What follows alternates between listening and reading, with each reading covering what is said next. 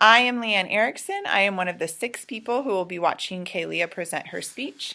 Here are the other 5. 3. Okay. Mass incarceration. We have a problem with our prison system. The 13th Amendment outlawed slavery except as a punishment for a crime. Therefore, after slavery was outlawed, people began to incarcerate African Americans for petty crimes. Since then, all we've done is allowed this rate of incarceration to increase and grow exponentially larger than it should have. On top of this, we have extremely high recidivism rates.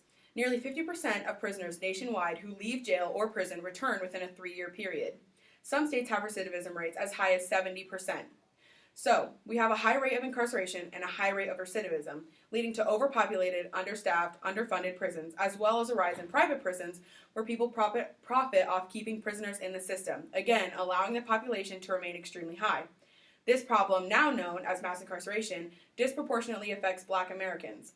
In fact, according to the ACLU, 1 in 3 Black males born today will enter the criminal justice system at some point. This is wrong. Incarceration rates began to increase dramatically during the war on drugs in the 70s, started by President Nixon. The war on drugs significantly impacted African American males because the war was mostly on crack cocaine, which was predominantly sold and used in Black communities. President Nixon's policy chief, John Ehrlichman, started on live television. We knew we couldn't make it illegal to be either against the war or Black, but by getting the public to associate the hippies with marijuana and Blacks with heroin, and then criminalizing both heavily, we could disrupt those communities. We could arrest their leaders, raid their homes, break up their meetings, and vilify them night after night on the evening news. Did we know we were lying about the drugs? Of course we did.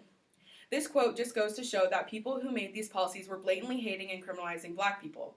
This criminalization is what helped lead to mass incarceration. African American families are taking a huge hit from the prison system, like Lavette Mays. Lavette was involved in a physical dispute with her 67-year-old mother-in-law. The dispute resulted both going to the hospital and Lavette being arrested on aggravated assault of a senior. Lavette spent 14 months in jail and 11 of those months in the hospital because of her respiratory problems, simply because she couldn't afford bail. When she got out of prison, she was on electronic monitoring, which she described as a different type of jail. She couldn't raise her kids, she couldn't get a job, she couldn't get her commercial license back for her van driving company she used for the school. Prison isn't rehabilitating people like Lavette, which is what it's meant to do. It's simply eating them up and spitting them out with no money, no hope, and no future. Again, 1 in every 3 Black boys is bound to be arrested in their lifetime. According to the ACLU, 71% of Americans say our prison system is in need of reform and the population needs to be reduced. This problem needs to be addressed right now. While there are measures that may help people not get arrested, there aren't any to necessarily help those who have already been arrested, released, and are now back in the system. The best way to help people who are stuck in a loop of incarceration is to have houses, centers, and offices present with the resources, people, and time to help those that leave prison and get reincarcerated. The Bureau of Justice Statistics states that 44% of prisoners return to prison within their first year of release, and 83% return within 9 years. Rather than just incarcerating and reincarcerating these people when they get out the first time, they need to be helped. The way that parole and parole officers work right now is horrible. They're trying to get people busted for the littlest things to go back to prison. The Marshall Project showed that 19% of all prisoners in 2016 were in prison for violating their parole. It also said that probation and parole was originally designed as an alternative to incarceration and has instead become a significant contributor to mass incarceration. This was also confirmed in a survey of 35 probation and parole officers completed by the Marshall Project last year. This reality needs to change. People need to think, what can I do to help this person, rather than what all does this person have to do to go back where they belong. Today, our prison system continues to target Black Americans. However, there are things we can do to stop this. The Center for Public Justice lists things that communities can do to stop over-policing Black people.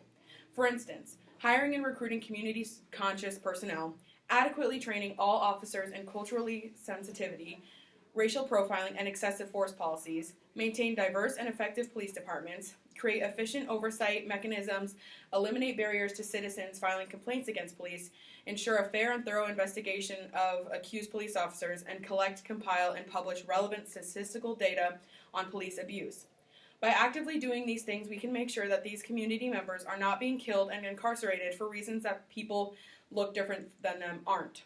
By adding these simple provisions, we can help ensure that police officers are held accountable and make sure that less incidents happen because the officers will be culturally aware and not just see a threatening large black man looking at them, but a person, a human being. They won't think to shoot, they won't think to arrest, they will first think to assess, ask questions, and to understand.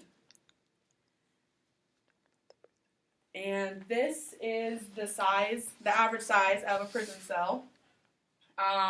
It's 6 by 8 feet.